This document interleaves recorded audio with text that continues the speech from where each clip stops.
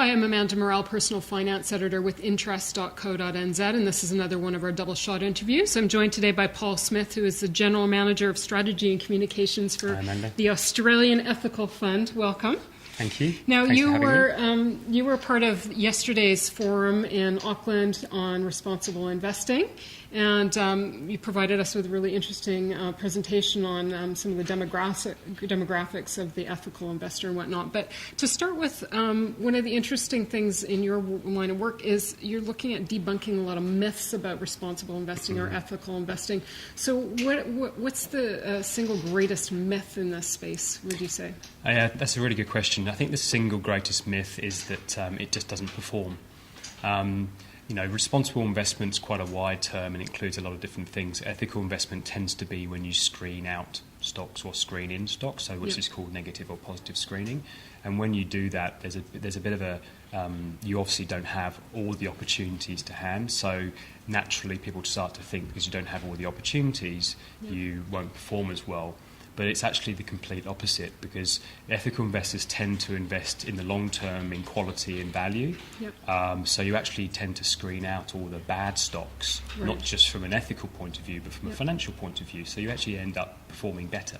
And you provided us with some data on that front yesterday. Yes. What's been the per annum average return for an ethical fund over the past 7 years, as opposed to, I think it was somewhere in the order of 8.3%? So this is Australian responsible investment funds. Yes. And this is for data from last year, because the Responsible Investment Association only updates it every year, and they're redoing it in December. But the average responsible investment fund returned about 8.4 after fees, whereas the average mainstream fund only returned 7.6 after that's fees. Interesting. So how many funds do you know are fall under the banner of ethical in Australia right now? Well, it really depends. This is a really good question, because it really depends on what your ethics are. So, again, ethical investment, there's probably around about, in equity terms, there's probably, I would say, about 15 funds, and most of them are equity funds. We have cash trust and fixed interest and property funds as well, and a balanced option.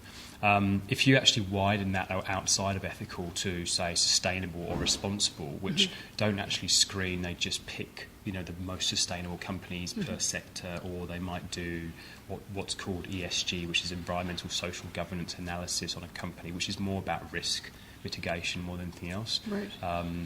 Then you'd see that number blow out to about 30 or 40 funds, I'd say. Again, I'm sort of guesstimating at the moment. I do have hard figures somewhere else, but again, so it really depends on what your level of ethics are. Okay. So can a property fund be ethical? Well, yes, actually.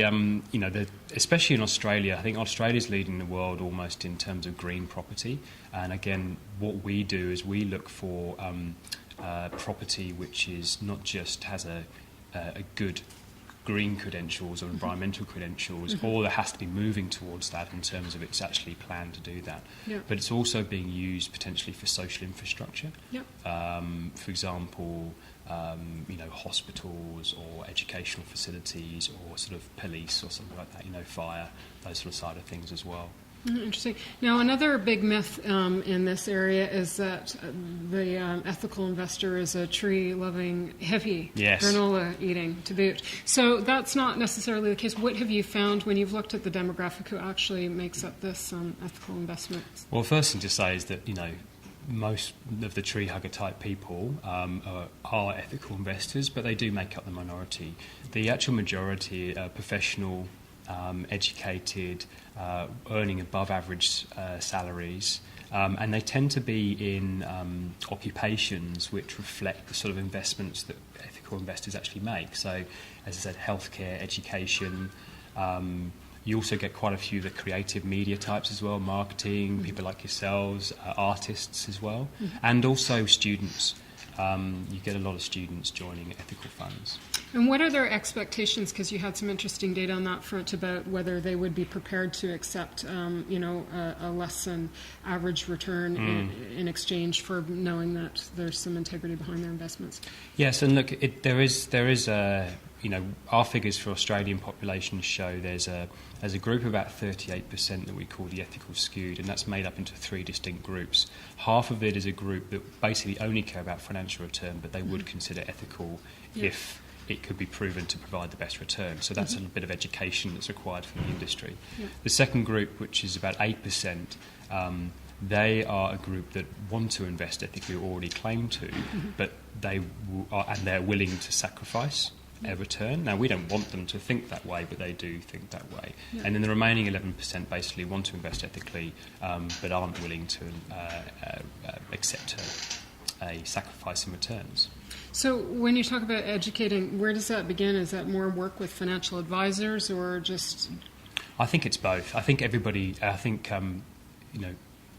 lot of people don't have a financial advisor, so you have to talk to them directly and just basically talk to them about the advantages and the benefits of investing ethically. It's not about just doing good. It's about aligning your own values with your investments and actually just investing for the long term as well, as I said beforehand. And there's a massive impact that ethical investment can have. So I think you have to talk to the client, consumer directly, but also advisors as well. About quarter to a third of all people have an advisor, and ethical investment, responsible investment has a very low penetration within advisors, and we find that a lot of clients get to a certain balance or age, and they go and see an advisor, and they come in saying, I'm an ethical investor, and the advisor goes, oh dear, that kooky little niche thing, I'm going to get you out of that. Yeah. And that's because the advisor doesn't know about it, because they bought into the myths as well.